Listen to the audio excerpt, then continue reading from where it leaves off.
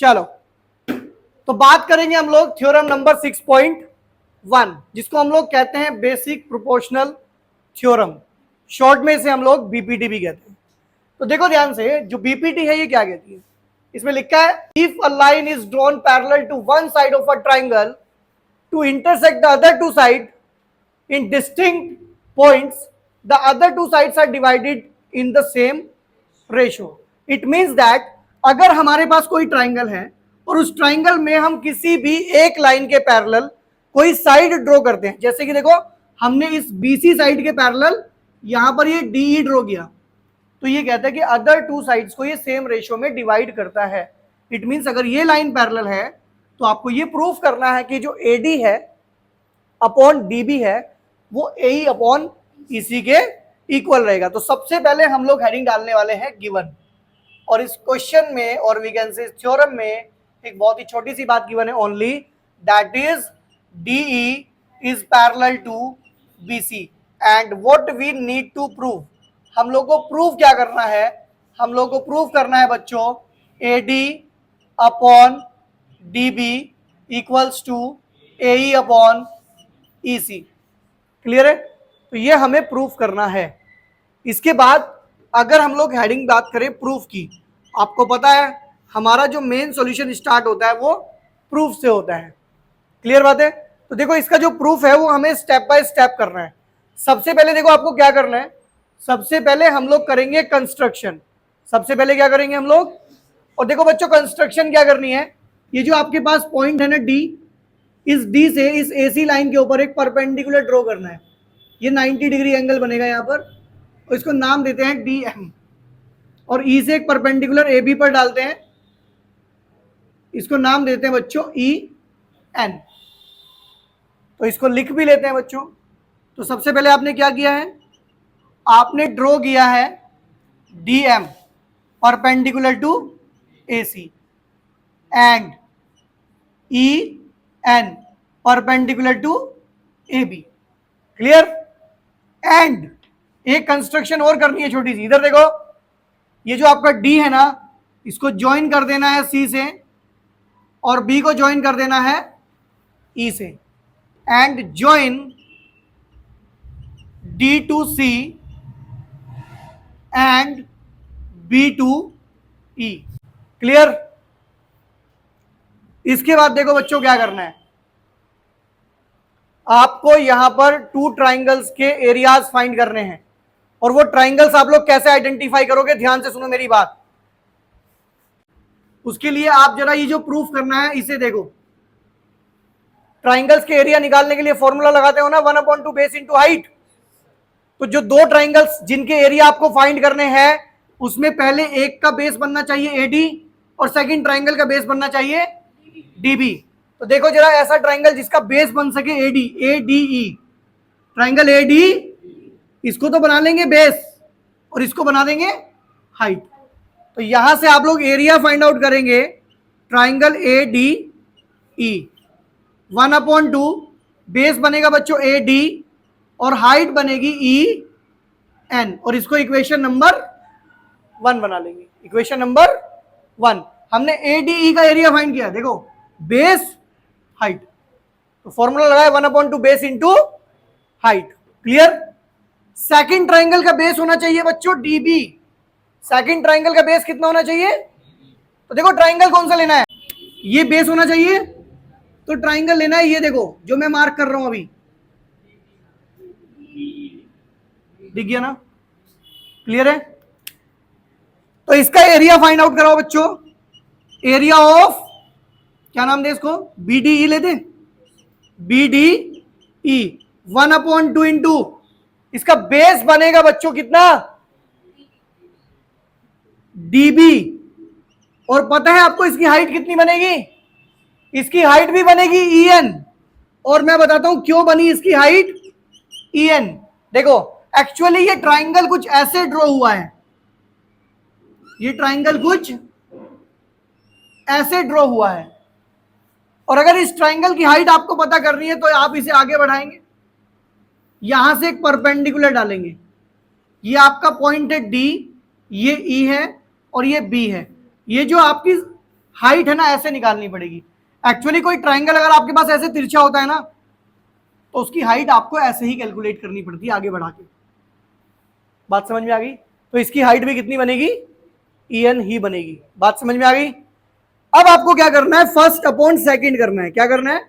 जब दोनों areas find out हो जाएंगे तो आपको क्या करना है? First upon second. देखो फर्स्ट अपॉन सेकंड करते हैं, लेफ्ट से लेफ्ट डिवाइड, राइट से, तो यहां आएगा बच्चों area of A D upon में आएगा area of B D is equals to 1/2 into A D into upon में आएगा 1/2 into D B into E N.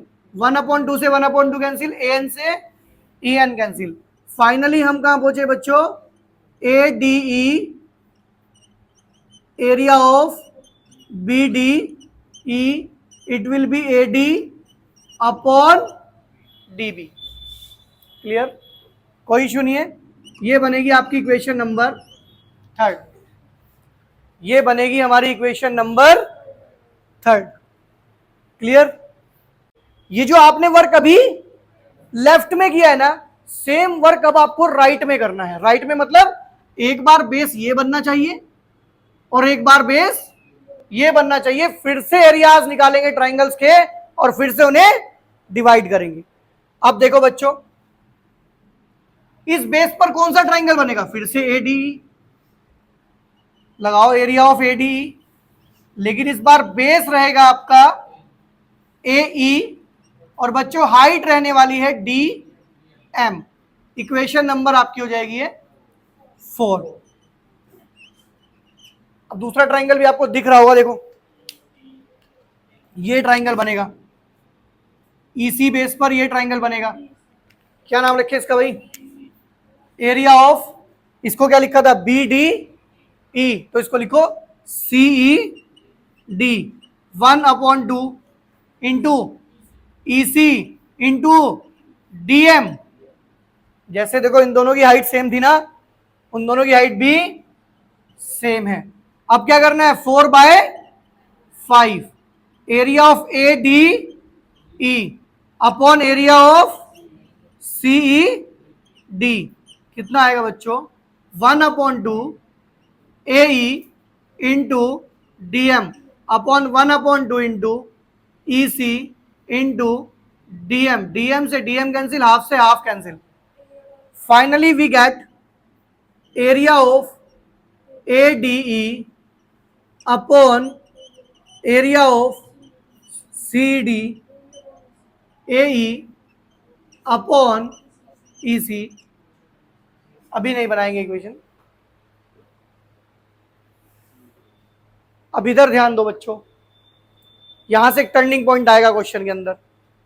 देखो अभी तक हमने कुछ भी नहीं किया है, बस दो एरिया इधर से निकाले, दो एरिया इधर से निकाले, दोनों को मारा डिवाइड। क्लियर? यहां तक क्लियर है? ये दो इक्वेशंस आ गई हमारे पास। अभी पता है इसमें क्या है? देखो यहां एरिया ऑफ ए डी और यहां भी एरिया ऑफ ए डी। नीचे प्रॉब्लम है, यहां बी डी, यहां क्या है बच्चों? बी डी, और यहां क्या है? अच्छा, अगर कहीं बी डी ई और सी डी ई इक्वल हो जाए तो मैं यहां पर सीई डी के प्लेस पर भी बी डी लिख दूंगा। उससे इन दोनों इक्वेशन की लेफ्ट हैंड साइड बिल्कुल सेम हो जाएगी और उसके बेस पे हम इनकी राइट हैंड साइड को सेम रख देंगे। भाई आपको यही तो इक्वल प्रूफ करना है ना, AD upon DB equals to A upon EC. अगर इनकी लेफ्ट साइड इक्वल हो जाए तो राइट साइड भी इक्वल हो जाएंगी। तो अभी आप लोगों को इसके लिए रिमाइंड करनी पड़ेगी एक ऐसी चीज जो आपने पहले नहीं सुनी, और वो है क्लास 9th की एक थ्योरम जो last year out of syllabus थी, वो यहां पर यूटिलाइज होगी।